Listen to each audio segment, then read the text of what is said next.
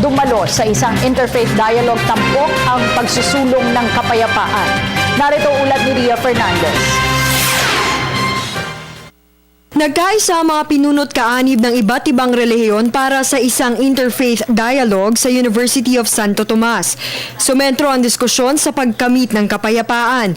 Para kay Father Carlos Reyes ng CBCP Episcopal Commission for Interreligious Dialogue, ang madugong sagupaan sa Mamasapano, Maguindanao noong nakaraang linggo na kumitil sa 44 na miyembro ng PNP Special Action Force at 18 alagad ng Moro Islamic Liberation Front ay signos para mas pag-ibayuhin ang pagsusulong sa Bangsamoro Basic Law.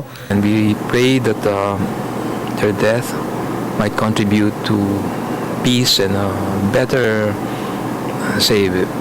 better Bangsamoro law. I really feel that we should continue with the peace process.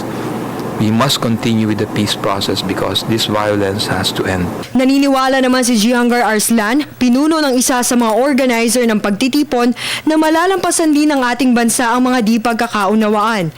Naniniwala rin siyang makatutulong ang naturang aktibidad para resolbahin ang mga isyong pangrelihiyon at politikal. This activity, we planned this last year just to promote peace and harmony in the Philippines. What happened and what have happened in recently in Paris, in Middle East, and just a few days ago in Maguindanao, it's really hurting all of us. We can live peacefully together. There is no need to disunify. There is no need to fight with each other. Bago pa man magkaroon ng World Interfaith Harmony Week, nagsasagawa na ng mga interfaith dialogue ang UST sa pangunguna ni Dean Lilian Sison. At mas lalong pinagtibay ito mula nang mamuno si Pope Francis sa Simbahang Katolika na kilalang advocate ng ecumenical relations at interfaith dialogue. I think the people are getting more conscious about the need to dialogue and to engage people of different faith in order to address some social problems for the common good.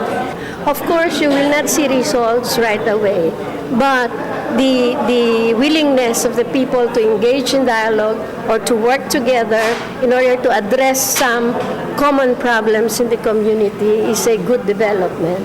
Para sa Telebisyon ng Bayan, Ria Fernandez.